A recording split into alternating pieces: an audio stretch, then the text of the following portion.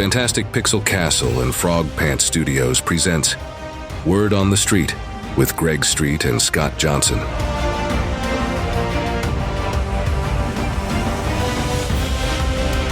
Hey everybody, welcome to another episode of Word on the Street. I'm Scott Johnson, joined as I am always with Greg Street. Hi Greg, what's going on? Hey. Good to see you, sir. Yeah, it's been a bit. Last month was my fault for everybody keeping score at home.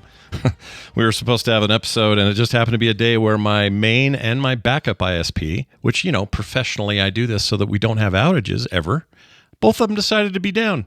And it turns out when a lot of ISPs use the same backbone, if that's the part that breaks, well, you're wherever you're at. But thank you all for your patience. We're back to talk about all the stuff we missed out talking about, and one of those is our fantastic guest.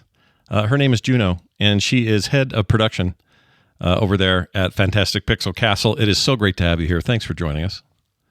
Yay, thanks for having me. Nice to meet you all. Yeah, it's nice to meet you. We usually do a little bit of like, hey, what brings you to the gaming world? What's your favorite stuff to play? That kind of thing. Give us a little bit of background on Juno's gaming history.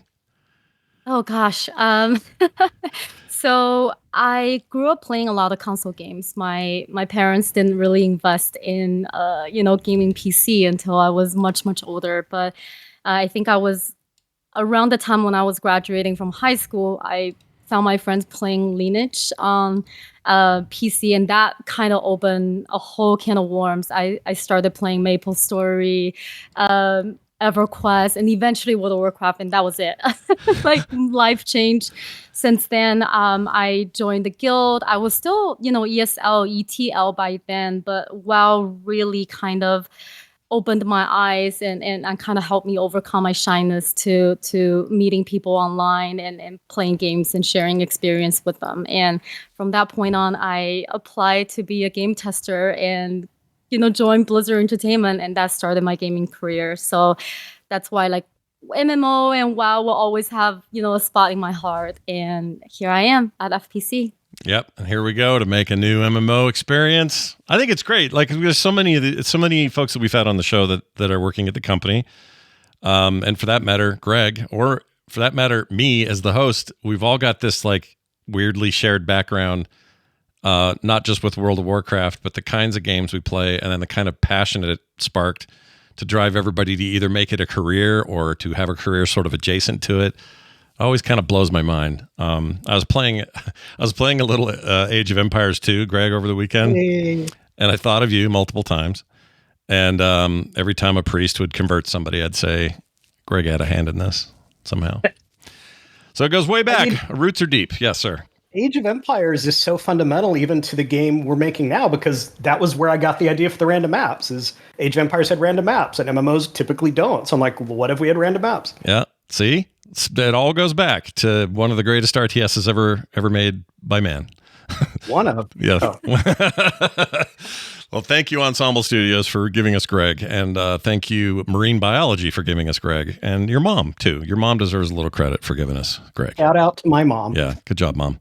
Anyway, we are here. We're going to do a whole episode about what's coming up. We're in a new year now. We weren't able to do this in January, so it's kind of a little bit of a catch-up. We've got, 10, 11 months ahead of us. And a lot going on at Fantastic Pixel Castle and Ghost. And I think it's a perfect time to have Juno here. Juno, what does a producer actually do for the game? Just for those who don't know. I'm not even sure I fully know. So give us a little bit of background on that. It's the kindest way you could ask, like, so what do you do? What's your job? I get asked this question a lot. So, a lot of people assume producers are these ruthless efficiency police that stand behind developers' back with a clipboard and say, what's your update? Is your stuff done? But in actuality, that's not what I do. At least we solve problems, right? We solve problems so developers can spend more time being effective and doing the things they do best, which is to build a game and build cool experience for players. And we do that by supporting the team, by providing directions, plans, tools, process, communication channels, and sometimes even just a safe place to work, experiment, and make mistakes. a large part of that responsibility is, ultimately getting things done. But we also want to make sure that at the end of the day, people love working with us, love working on the project, and they feel passionate, right? So, a lot of our work involving, making sure that people are happily working together, they're communicative, they're collaborative, and people's voices are heard. And we're continuously making improvements so that we can, get better. So ultimately, to answer your question, like, I feel like producers are like the glue that holds the studio together. Nice. It's cool because director of production almost sounds like, again, in the context of making film, for example, you need people at the top with shared vision, and they're the people where from whence all of that trickles down to the rest of the team. And there's no such thing as a good director without a good secondary director, or without a good, principal photographer, or whatever, set designer, whatever it is. How important is it from your perspective as director of production to have the kind of relationship you need with those who are, they're really in the belly of the beast, making the machine run, all the way down to the individual artists and the programmers and everybody. How important is that relationship for a shippable, successful product? Oh, it's everything. I often say I don't really think it's hard to make a video game. It's just harder to get everybody working together, right? Because making video games, there's a lot of moving parts, or it's a very complex thing. And even when people have the same idea, there's still a lot of different approach to getting it done, right? There's a order of operation. There's a lot of dependencies, who has to work on it first, and a lot of decisions has to be made. And so, we do that by enabling, we call it subject matter experts, or SMEs, to do their best work, right? And that includes, giving them the space to make decisions, making sure that they're not blocked by somebody else, making sure they're very clear about what stage of development we're in and who's making what decisions when. And then ultimately, it's all about just like enabling people that, to work effectively. Like I said, I often say, like, my job, like, I don't really make game. I make other smart people make games. And it really is true, right? I find it really rewarding to at least be able to do that. Yeah, and Greg is a studio head. I'm sure, without the right people in leadership positions, you would feel a little bit, what's the word I'm looking for? Like, you just don't have the control over the vision that you'd have without the proper channels to have it trickle down to everybody and work. What's your... there's so much organization involved in making a product like this. It's software, right? We're making a software product, and that alone is complicated. But then trying to craft a particular player experience. I'll give you an example. This happened just like last week, where the combat team, which is Helinka's team, needed some monsters to fight, right?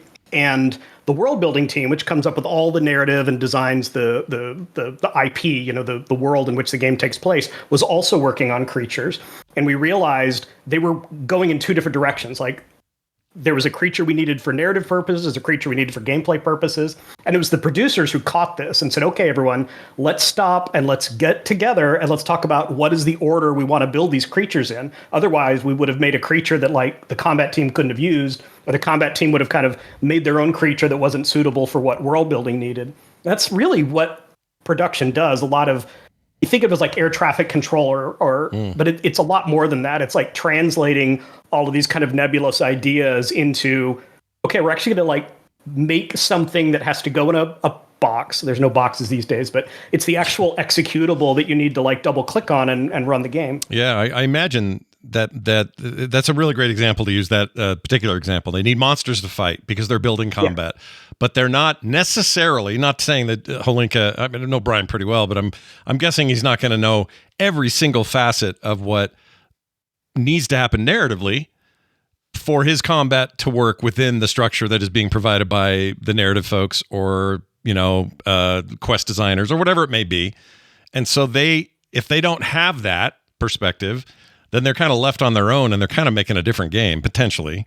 And so I guess these leadership roles are good for making sure everybody's staying in their lane, not in a negative way, but you know what I mean? Like they're given the tools that they need and the knowledge that they need to make what they've got to make.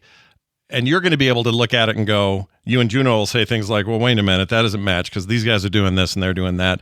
And you bring that stuff together. That just seems like a lot of work if the team isn't good at that. You know what I mean? Like you've got a good team, obviously, and that's important. But I can't imagine what a nightmare this would be without people who, don't get it. It'd be really hard. Yeah, for sure. Like the part of my direction for the game is we have to have lots of enemies to fight because MMOs get stale if you feel like you see the same enemies over and over again. So I have this like master list of all the creatures, that I'm hoping to get in the game. But because most of the team is not looking at like the long term, they're looking at like what do they need to do day to day.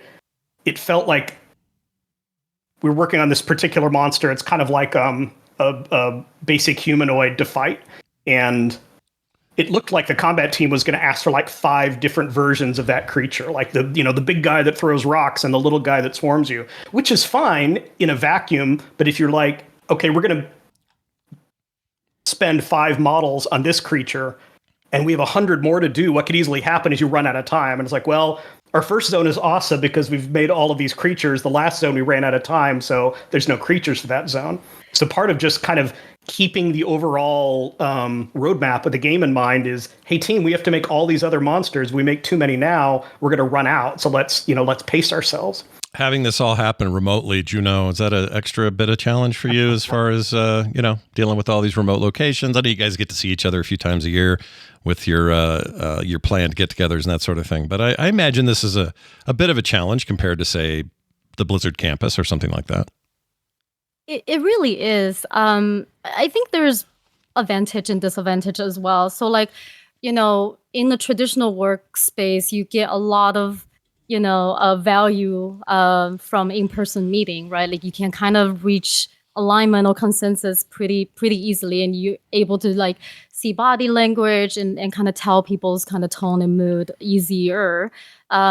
But since we don't have that, we have to get really, really good at, async communications and documentations, making sure that people who weren't at the meeting understand like what decision was made and why.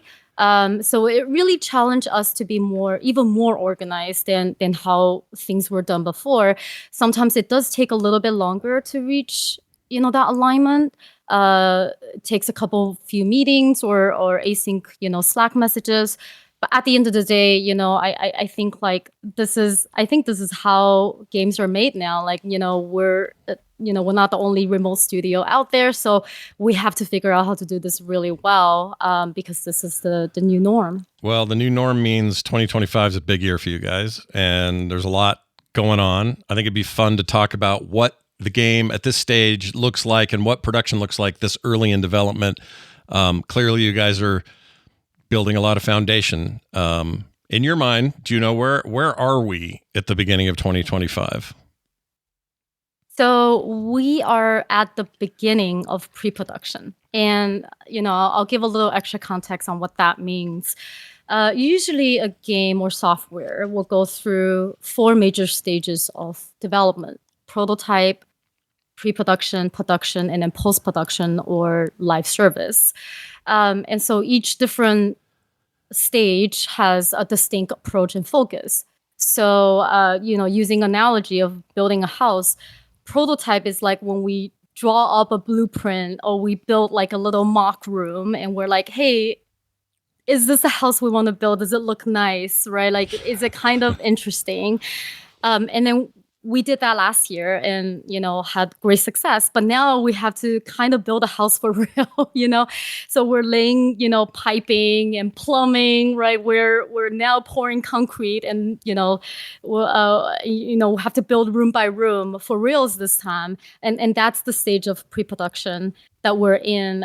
Like you said, it's a very big year for us. It's very crucial because laying down the foundation, like building systems, tools, pipelines will allow us to build the rest of the house faster and more efficient later. If you don't build a foundation of the house well, then, as you build more rooms later, it's going to crumble and shake, right? So it's just like the same for software and game development.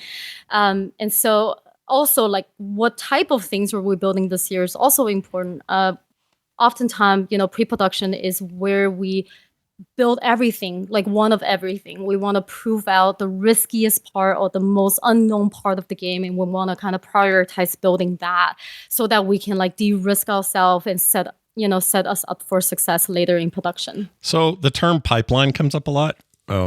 This concept of, I don't know, start to finish really is what a pipeline is. Like, I need to pour water in this end of the pipe and have it come out way over there, no matter how complex the run of pipe is. I assume. Let's just talk about that. Why is building those pipelines important? Why is it important at this stage during the sort of, launching of pre-production stage? Why are pipelines so meaningful? And is the metaphor even correct anymore? Is it more complicated than just simply, here's our logistics and here's how we do it? So, like Greg said earlier, MMOs has a lot of content, right? So like anytime we're building things, we're building a lot of the things like creatures, items, quest. You want to build it more than once. So you want to have a pipeline or have a process so you can mature it and build it better and faster each time, because otherwise we can never build fast enough, right? We can't scale. And that's another word that we will use a lot. So, using creatures as an example, like Greg mentioned earlier, it's a pretty complicated process because it starts from, world building, design, having an idea about what the creature is, to, art pipeline kicking off, doing concepting, modeling, rigging, animation, design, scripting abilities, and adding behaviors to it, and then post-production, adding effects.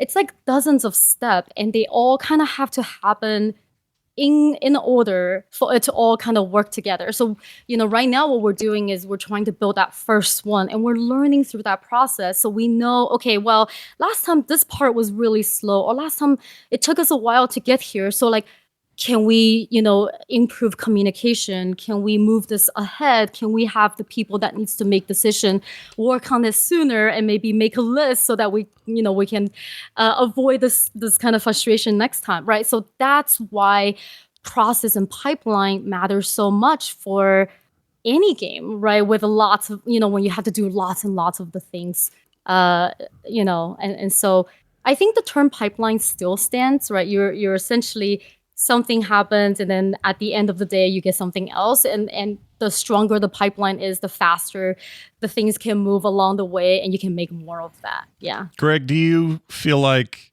at this stage, what is in place structurally in terms of quote unquote these pipelines, will this increase the things we get to see this year with the transparency you're aiming for? You already showed a lot last year. In fact, you showed us stuff that to this day, I can't believe you showed us. You were like very brave. You were like, look, here's a really ugly model running around the world doing stuff. It's not exactly what you expect. I'm going to pull up some stuff from October of last year. Some of this is just real raw. We're not done. It's not ready. I mean, look at this model. It's not ready, obviously. But that's the point of this show, and also you guys making a very concerted effort to be very transparent. So back to my question, do you think that this year looks like we're going to get to see more, or do you guys start to pull back a little bit and say, I'm going to hold that till later, or I don't know what the temptations are, so I guess you're just going to have to tell us. No, we're not going to hold back. The challenge for us will be to make sure we can keep the small community we're building up interested. And if we don't have enough to show them, it'll start to feel like we're being, we're trickling stuff out, or we're trying to milk it for all it's worth. So we'll keep talking about the game. We might make a bigger focus on sharing more about the world this year, because that's something we can do without software. Even within software, I think two things that'll be exciting for people to see is, number one, more of our real art will go in the game. So there'll be some creatures and models and environments that are actually, they won't look exactly like the game will at ship, because we still have to do stuff like lighting and post stuff, but there will be some representative models in the game. And then the other thing is just more content.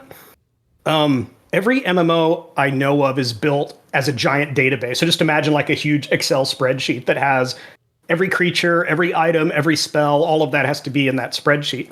Right now, we don't even have the spreadsheet. So everything we make is kind of built by hand in Unreal, which is very slow and error prone. Once we have the database, it'll be much faster for us to add new content to the game. Like on World of Warcraft, we could add a new ability, in 10 minutes or something like that. It wouldn't be shippable. It wouldn't be like a signature ability for a class, but it's pretty easy to add, like, let me have this kobold throw a fireball. And that's the level we need to get at. That's interesting. And once we do, we can test out ideas really quickly. It's interesting because I only know this from just talking to people at Blizzard, and I think maybe even you before in conversations, but we're looking at a 20-year-old game there. Some of those pipelines remained unrefined pipelines for a decade or more. Like some of that stuff takes a while to get in there. Part of that is, when the game was originally built and launched, 2003 beta, 2004 launch. And then you've got, a very different game world today, meaning the entire industry is different now, and the production quality and how we get there, it's all changed. So I assume with a project like that, especially one that's that long in the tooth, you're always refining your process. You're always making a better pipeline. Sometimes you're pulling old pipe out entirely to stay in the metaphor and putting new pipe in. And this pipe won't leak this time or whatever. It does seem like you guys are at a advantageous point in this stage. Juno, I'd ask you this question to make sure I'm even talking right, but it feels like an advantage to be building an MMO in 2025 compared to building an MMO even in 2010. There's just so many lessons learned by everyone, not just WoW, but the ESO or Final Fantasy, whoever, that you can rely on and say, well, yeah, we're now here with this particular part of the pipeline, with this technology, with servers for what they do, how artists can get their stuff directly to programmers where it used to take a month, now it takes a week or whatever. Is that a fair assessment that this is, in 20 years, who knows what we're doing, but right now, this is a good time to start? I think so. I think we've had better tools than we've ever had before, right? Like I think also, we have developers who have decades of experience, who have worked, on other successful projects. So they bring with them, a lot of knowledge of what to do and what not to do, and so that they can help us kind of build our new pipelines and new process better. I will also say that with the advantage also comes with higher player expectation, right? I know that games in the late 90s or early 20s, you can get away with kind of janky looking models or clipping and a lot of things that don't kind of quite look right or looks untextured. But I think these days, if we were to do that, we'll probably get blasted, rightfully so, right? So there's a higher level of craft excellence and expectations that I think we have to also deliver with this kind of improved technology. And that's why, it's a very ambitious project, even with the tools and even with the knowledge. And that's what makes our life and our jobs challenging and fun. I have a question about scalability. Greg, you mentioned that if you're building a monster right now, you're basically building it from scratch. You may have some ideas on concept or something, but for the most part, somebody's going into Unreal, the engine here, and they're building a thing, and then you're playing against it or trying it out or using it in your playtest or whatever. That was kind of a one-off, may not even be permanent, but at some point, you can start to settle on the look of everything and the creature design and how many creatures there are. I know you have a huge list. We've talked about that many times, including today. And regardless of where we end up on that list, at some point, MMOs are known for one of the tricks of scaling is, well, this version of that creature is huge and is texture mapped a little different, and maybe he's red and made of lava, but travel to another biome, and that exact model is shrunk down to about half the size and lives in the water and is covered in moss. That seems 100% reasonable to me to do that. You see games do it all the time. They reuse models. They have creatures have dual roles. Sometimes a boss in a raid is really just a blown up version of a elemental you saw out in the wild somewhere. But I have to imagine that's a balancing act of we can't just look like we're duping everything and hoping nobody notices. And so I don't know if I'm explaining this right, but I'm curious if that's even in your heads while you're at this stage. Either of you can answer this. So start with Greg. Yeah, I totally get it. It's if you ask players, would you prefer that every monster in the game has a unique model? Well, of course they would say yes, but that's not either realistic or cost effective. Like, that game doesn't really exist. Instead, it's a question of what can we reuse intelligently so that it doesn't feel like you see the same thing over and over. And maybe there's in-world reasons for it. It's like, well, this centaur lives in cold environments, so it's kind of white and shaggy to withstand that, versus the like tropical centaur that lives on the beach. The way we've been talking about it, at my time on WoW, we had a pretty good formula for doing a dungeon or raid, where usually there was like one brand new model and often the end boss. And on a big raid, sometimes the very first model would also be unique because it's the very first boss you see. And then a lot of the ones in between are reused, upscaled, like, hey, can we take that giant model and make it look a little different so that players feel like they haven't seen it before? I mean, if you go all the way back to Molten Core, there's like one new model in the entire raid, and that was Ragnaros, and the rest was just reused elementals and stuff like that. So yeah. I think, I don't know what the exact ratio is, but it's something like, as long as you see 10 to 20% of new stuff and like 50% recycled and 20 to 30%, maybe a tweak on an existing model, I think that starts to feel okay to players. Interesting. So there's maybe kind of a formula to it, but I'm guessing, like Juno, I'm guessing that's going to have to be something you sort of eyeball and know, or just intrinsically go, guys, we got too many of these frogs or whatever. You know what I mean? Like you're going to have an eye for that, which clearly you do. You're in a position to do that. But is that really what it comes down to, is instinct and knowing what you're looking at, I guess? So I'll speak from two perspectives. One is internal, one is external. So obviously we're playtesting very often, right, and very frequently. So we will get signals from players if the zone or this experience feels repetitive or boring. Then we know, okay, like this is the area that we need to look into. And then from internally, I think like we have really skilled design team, and they're going to probably be the first one to ask for additional unique models or different creatures, because they might not have what they need with simple recolors or little tweaks, because they're like, hey, well, we have this new NPC behavior, and it doesn't make sense to just put it on a yellow color wolf, right? Like, we actually need something different.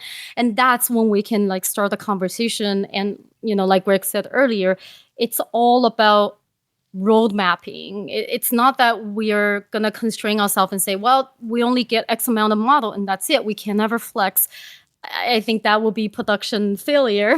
But we have these check-ins along the, production, pre-production, so that we know that, okay, once we get to a stage and either the designers or players are saying, hey, we want to see more content variety, then we can adjust and we can, crank up that pipeline about creatures and make more. But then we also have to then maybe crank down some other pipeline and make few of some other things. So we just adjust our roadmap according to kind of player feedback and also internal need.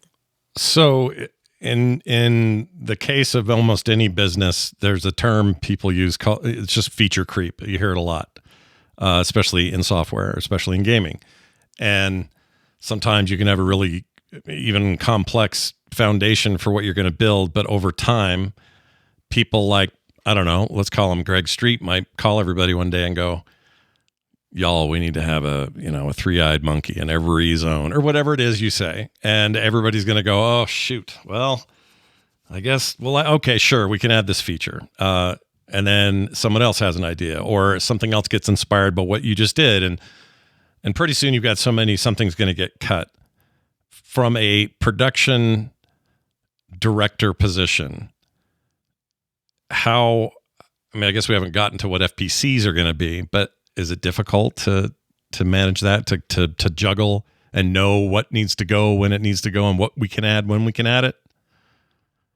Yes, it's difficult, but that's also the job. I think it's easy to say no to bad idea, and everybody can do that.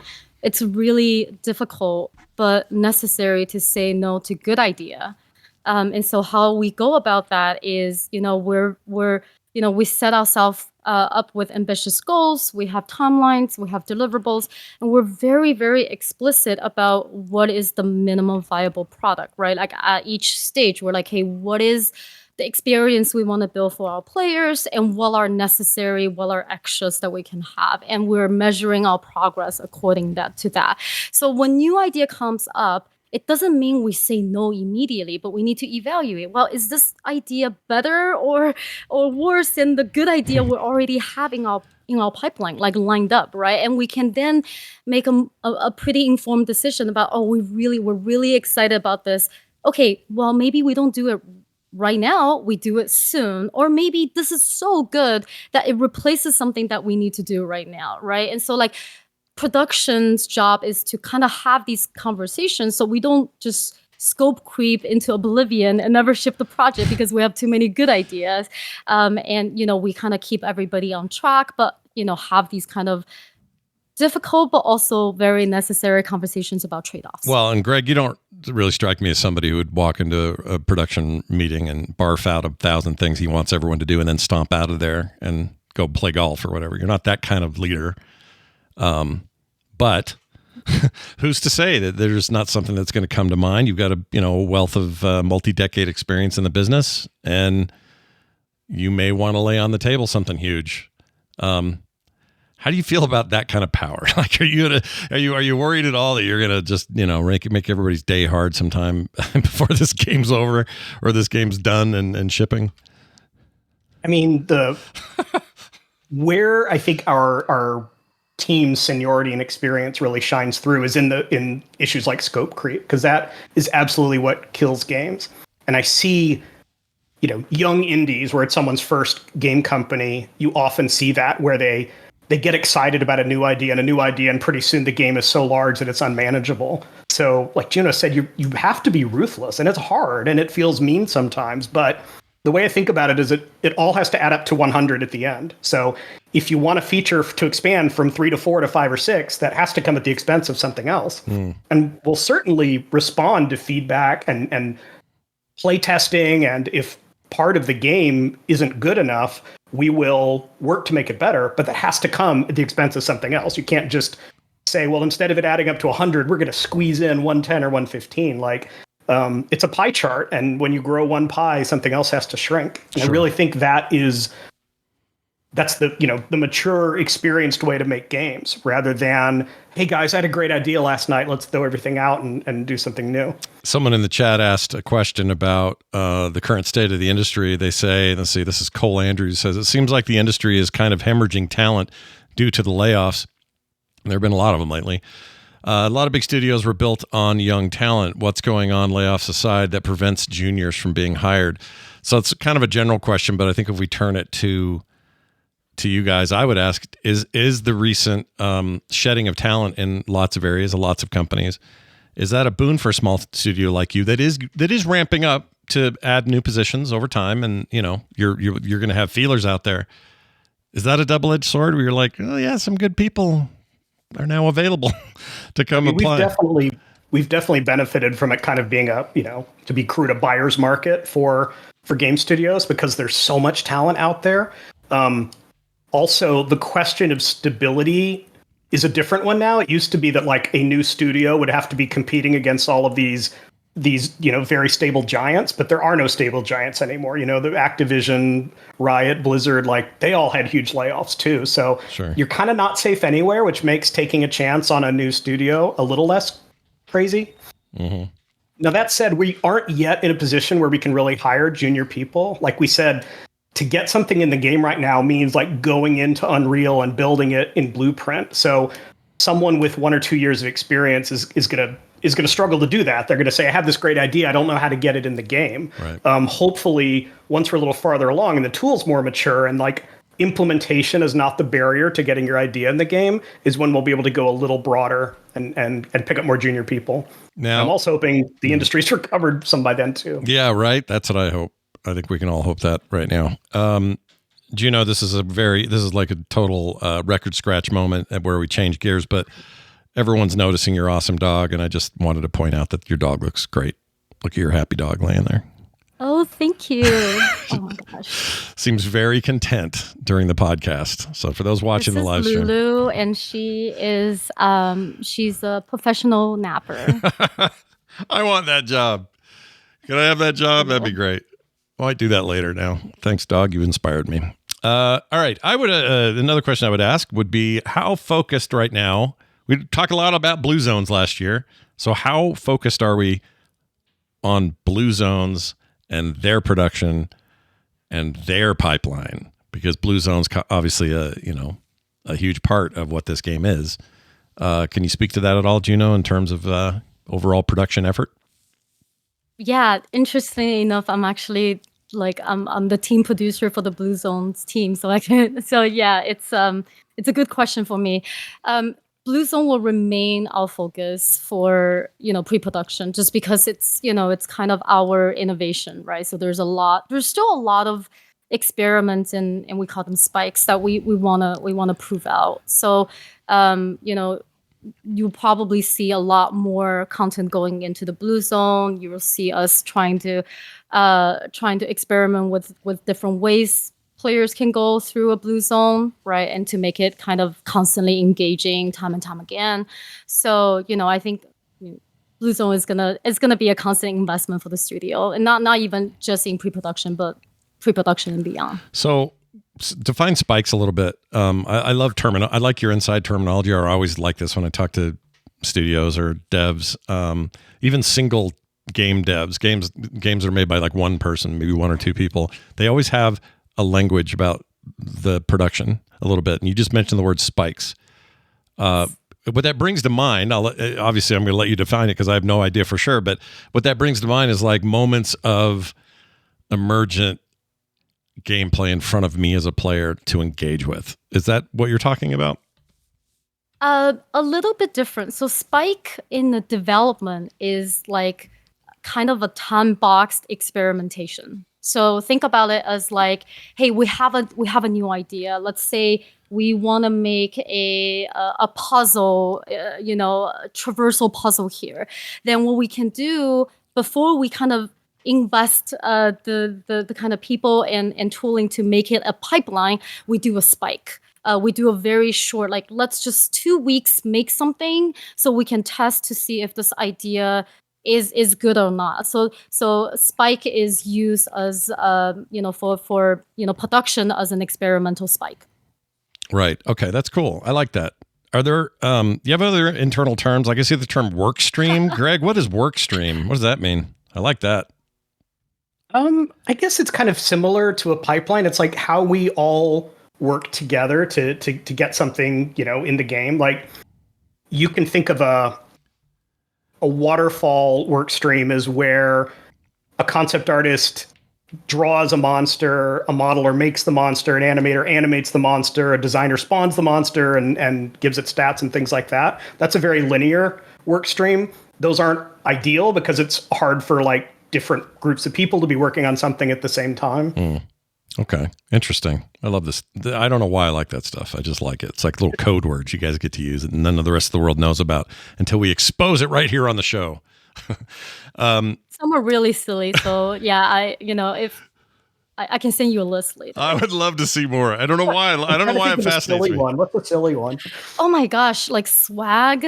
Swag is silly, right? Yeah. Like, when you guys use it, I mean, I've heard the term swag used for lots of stuff, but what's the context here?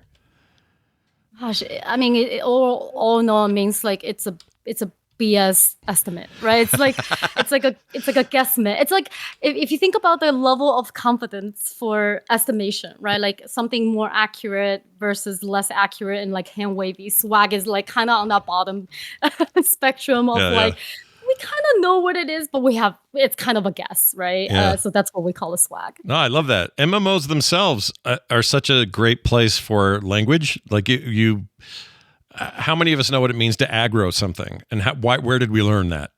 We learned it in an MMO when we say things like, I'm talking to the GM about this. Who are we talking about? The guild manager or guild master. Whatever the terms are, there's so much in my life, just using it in regular conversation, so much comes from MMO chatter that, like someone will say, oh, what happened at lunch with that guy? Oh, my DPS was bad. Or, like they don't even really work in the conversation, yet we use them all the time. And I think that, I don't know why, I just think it's fascinating that gamers came up with a way to do that and carried it forward. Like a lot of that stuff established itself in Ultima Online and EverQuest and And WoW's just like, sure, bring it on up. Well, we talk like that too, so we'll just keep it going. And I assume internally all studios have a bunch of lingo that I just love it. I don't know why. We should make it, you know what, the whole separate thing. Let's kickstart like a dictionary, the gamer's dictionary, and it's just full of all these terms. I'll illustrate it. It'll pay for your game. I'm sure it'll be that successful. Just kidding. All right, let's move on to, I got a question about, this is a kind of a rubber meets the road kind of question about the pre-production process. And this year in particular, a lot of listeners are always saying, this is great. I love it. The underpinnings are awesome. I like hearing about how stuff's made, all this, like, how does the kitchen work for a video game? How are things being cooked? That sort of thing is great. But a lot of them are like, when do I get to put eyeballs on something more? And you guys have done a bunch of that in the previous year with the playtests, videos, and some of the concept art and that other stuff. But how soon do we start to see these blue zones in realized form, either rendered out in game or, I don't know, more concept art to give us a better taste for all that? Greg, maybe this is something you can approach.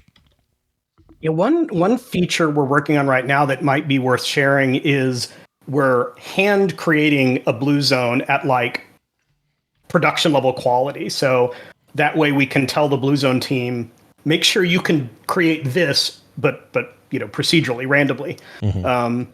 So when we're done with that, that's probably something worth sharing, because then I think people who are more interested in the game and less interested in like the process of how we make the game might have an idea of, this is what a blue zone will be when Ghost is finished. Gotcha. And then from there, that's when you start getting into scalability, replicability, if that's a word, but not doing it in a way that feels like copying, I guess. You want the stuff to feel organic, right? Like the hardest part, I think the hardest part of when you hear the word procedural, when I hear somebody say that, I think of some great examples. Like the Diablo series has always been great at procedural generation of dungeons, or at least parts of them. And items. And items, monsters, another good one, yep. In fact, I remember in Diablo 2 days, I remember thinking wrongly, but at the time I was convinced of this, that it was unlimited loot. And I don't just mean unlimited combinations of numbers, because that is kind of what it is. I think you can calculate out whatever it is. It's in the billions, but you play something like that or Borderlands, and they talk about billions of guns. What they really mean is the stat drops are different enough that you could have, so many combinations of affixes that these are very different every time you get them. It didn't really hit me that there are only so many swords in Diablo. In my head, there were unlimited swords forever. Right. And it really added to the mystique of the game. It was like, wow, this goes on forever. And in MMOs, it's a different animal. You guys have, like, I remember playing WoW the first time, and it was really my first time I'd really given all my guts into an MMO. I'd played, Dark Age of Camelot, some other stuff before that, but I wasn't all that hardcore about it. But when I played WoW, I went, wow, the one difference here between what Blizzard has made me used to with their RPGs and this is that in Diablo, something's always falling off something, and it's always usually better than what I'm wearing, and I'm always swapping out gear. That mindset, I go into WoW, and it's nothing like that. He dropped Troll Sweat, maybe. And I, if I'm going to get anything real good, I got to do a bunch of stuff, and then maybe it drops. And if it drops, I got to go to this vendor, and he's going to convert it, or whatever the systems are at the time. Just a whole different way of approaching the game.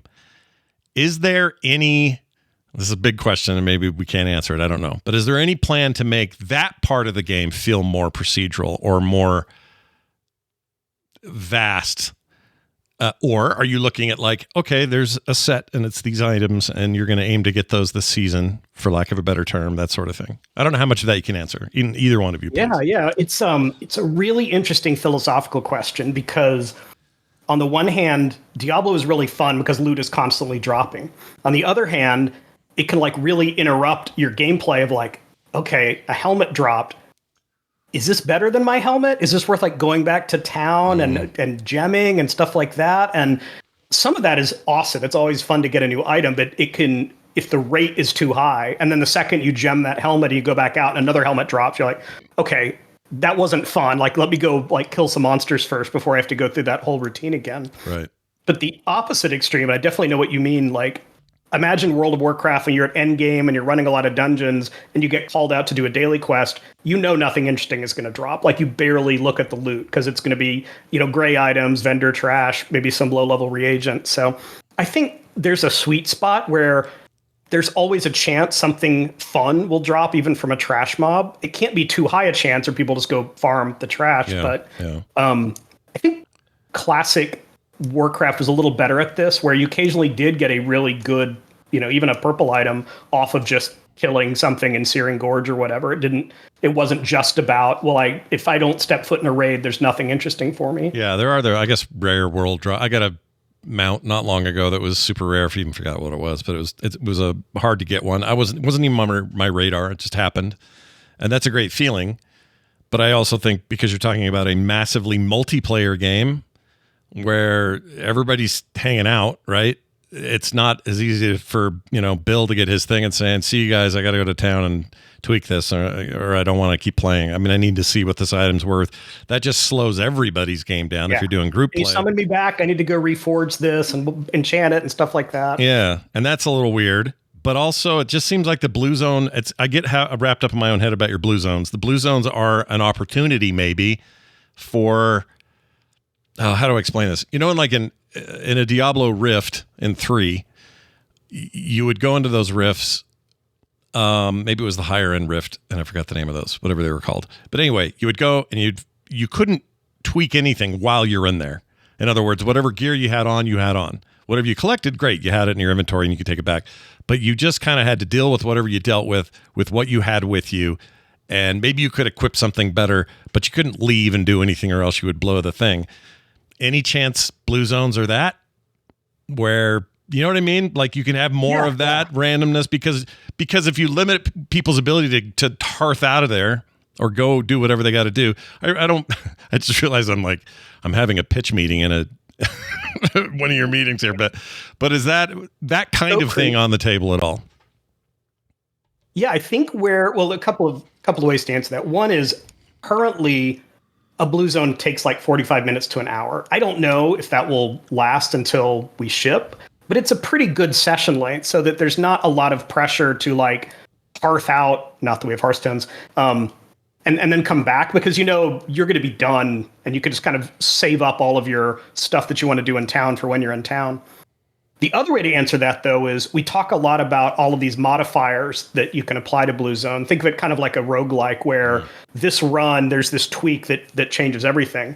And we've talked about stuff like timed runs, or maybe we'll have a you can't leave to resupply run, or you can't heal. It's like when your hit point bar is gone, it's gone, and different modifications like that, just because we can add just a few of those and I think get a very different feeling from a blue zone that maybe someone's, run 100 of them already and they're looking for something new. Juno, does this make your radar go off as a production lead? Make everybody nervous? No, not yet. It's not real until Greg writes it down and send it to me. Okay. No, that's good. That's good to know because I don't, we don't ever want this show to end up being a pile on, but I find that process super interesting. And the fact that, blue zones continue to be a focus. There's still a lot of questions about red zones. So I just wanted to get to this red zone stuff before we're gone today. And that is, we kind of just mention it and say, well, red zones are open. It's your open world. It's your place to go hang out, and there's world stuff happening all the time. But then we usually go right back into blue zone talk. So, Greg, can we talk about red zones and how, as currently constituted, what all can people expect? Last episode, I got people saying, well, it sounds like it's just instanced, I'm on a slab floating out in the world, and it's not really open world, and I'm not really exploring, and I'm just being instanced into these blue zones, and how's this any different than Guild Wars 1? Or there was a lot of derision after that episode, and I think it's just because we haven't talked that much about red zones and how they're made up. So what's your elevator pitch to those who are still skeptical? It's natural to talk a lot about blue zones because that's our big innovation to the gameplay loop. But always from the very beginning, my very first design pitch had red zones as well, because I recognized that if you just instance everything, you have a game that, plays like Helldivers, and nothing wrong with Helldivers. It's a fantastic game, but I think most people would not say it's an MMO because you don't have that aspect of the other players. The red zones are where we deliver that. And because we want to deliver it, we really have to deliver it in spades, because you're only spending, let's say, 50% of your time in these red zones. They can't be an empty space where you don't see other players, or even worse, when you do see another player, you run away from them because you know it'll be easier to farm or gather resources without other people around. So we really want to make the red zones feel like a big playground. There's always a lot of other people around, and you're happy to have them because the challenges you need you need other people to be able to pull that off. A few examples, since that sounds so arm wavy. A big world boss is an obvious one. Like, you're not going to kill it with 5 people. You need an army. You need 30 or 40 players to get together to kill the boss. But we want to try a lot of other things besides that. Like, in order to summon the boss, we have to click on 4 different idols that are scattered around the map. So you have to kind of do it simultaneously. So you need a lot of people. Like, hey, can someone go click the pillar in the northern part of the map while we're clicking the one in the southern part of the map? Or even in our blue zones, we have resources like rocks and trees that 2 or 3 people have to collaborate together to bring down. Maybe in a red zone, we have a really awesome resource, but like 30 people have to collaborate to bring stuff down. And those are just like very simple examples. We can think of things like PvE competition or races, where like the first group to do X is the one that gets the reward. We want them to be very dynamic in the sense that every time you land on one, it's not just a daily quest, or it's not just an NPC telling you to do the same thing over and over. Like, different NPCs spawn at different times, so different objectives will come up at different times. We're really inspired by some of the Warcraft end game zones. Timeless Isle is a favorite one where you never quite knew what to expect, and it was just kind of fun to poke around and like, well, what am I going to do today? There's different things going on, and they've done some others since then that also deliver on that. But I think everyone remembers how good the Timeless Isle was. Yeah. I think it was mostly Feasel, so shout out to Feasel. Yeah. No, that thing was, I think at the time, kind of revolutionary in that it brought in a whole new effort in the open world to make things exciting. Hidden chests, reasons to... Yeah. I mean, I know a lot of people just install a mod and look for the markers and just go get them.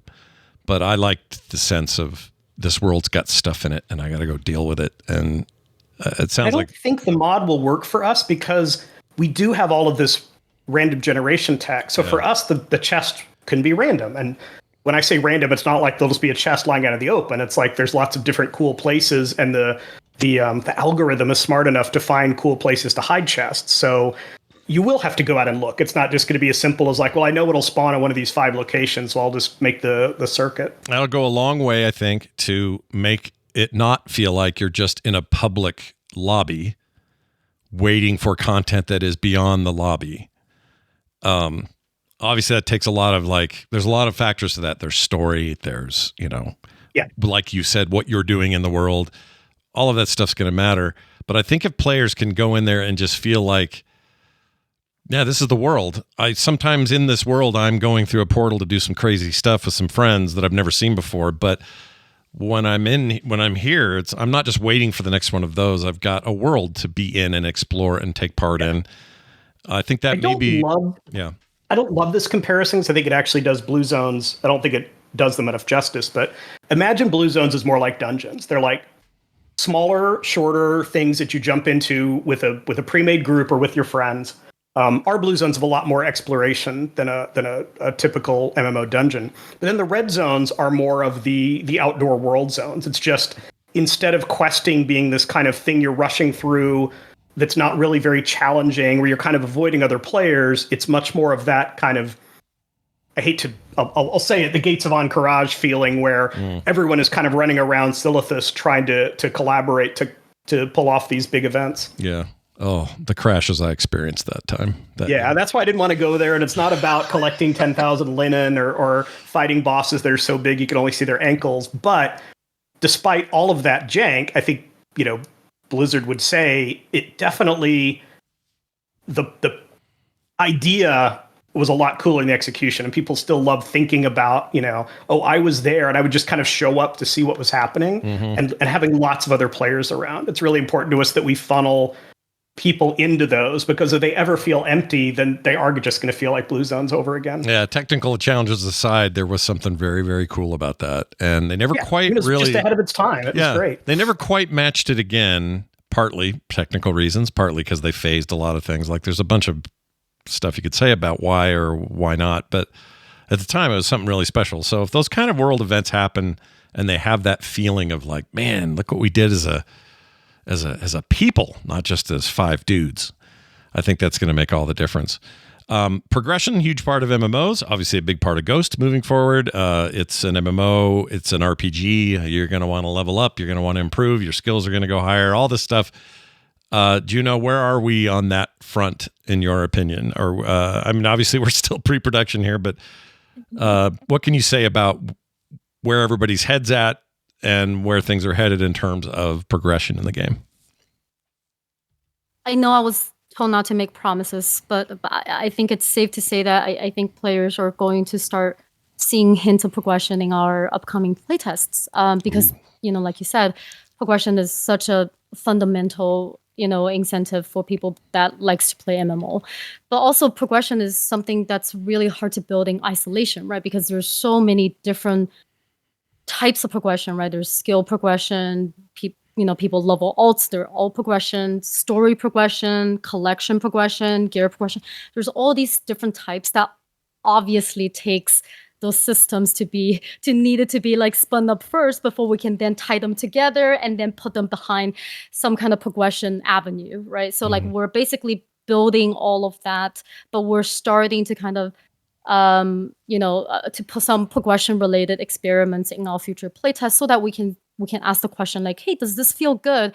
Do you want to, go back to a Blue Zone right after you just played one, right? Is there something that kind of, did we leave you a breadcrumb trail to leading you to wanting to go back again? And we will continue building our progression systems throughout pre-production and production as well. I was going to say, it sounds like a thing that will never, that will always be being worked on. Like everything will, not everything will depend on it, but it's going to be symbiotic to the rest of the game's production, because without good production or without good progression in the game, what's the point?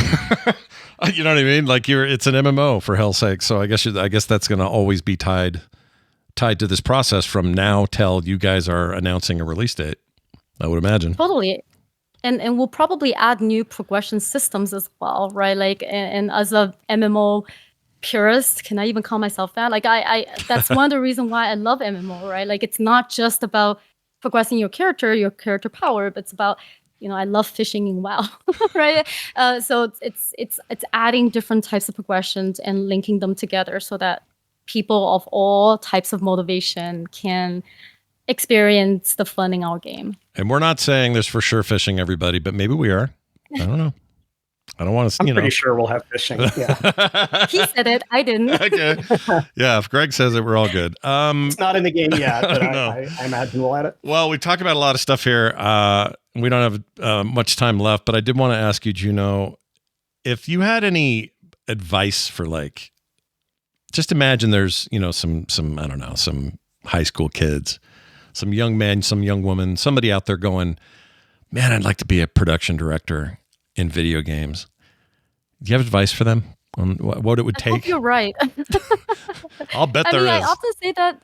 Yeah, I often say production is usually not the shiniest part of development, right? Like compared to a designer or artist. I mean, when I joined Blizzard, I wanted to be a designer.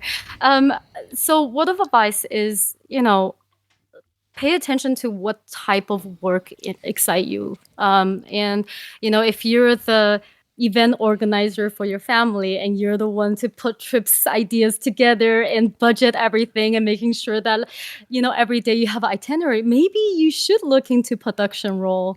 If staying organized and efficient and excites you and you nerd out about making a spreadsheet about every time you have to do something or even play games, I have spreadsheets for games, then maybe that's something you should look into.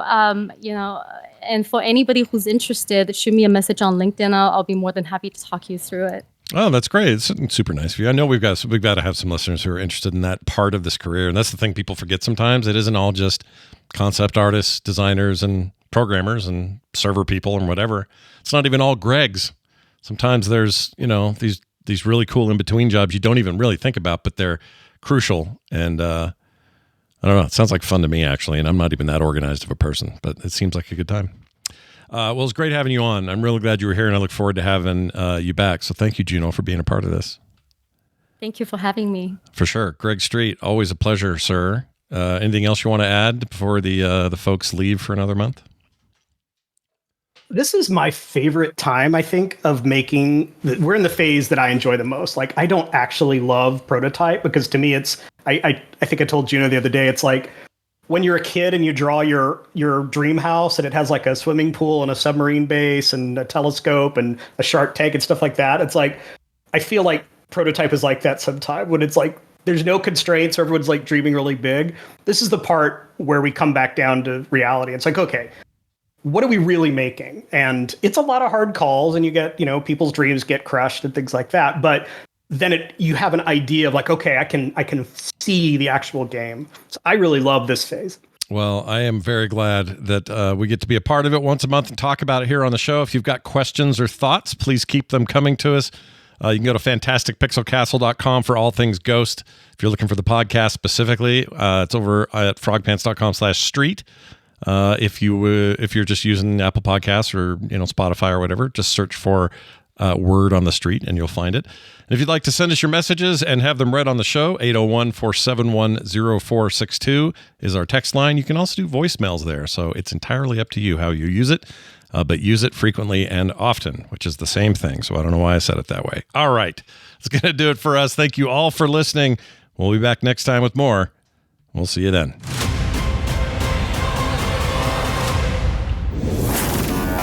Frog in pants. How's that for a visual? Find more amazing at frogpants.com.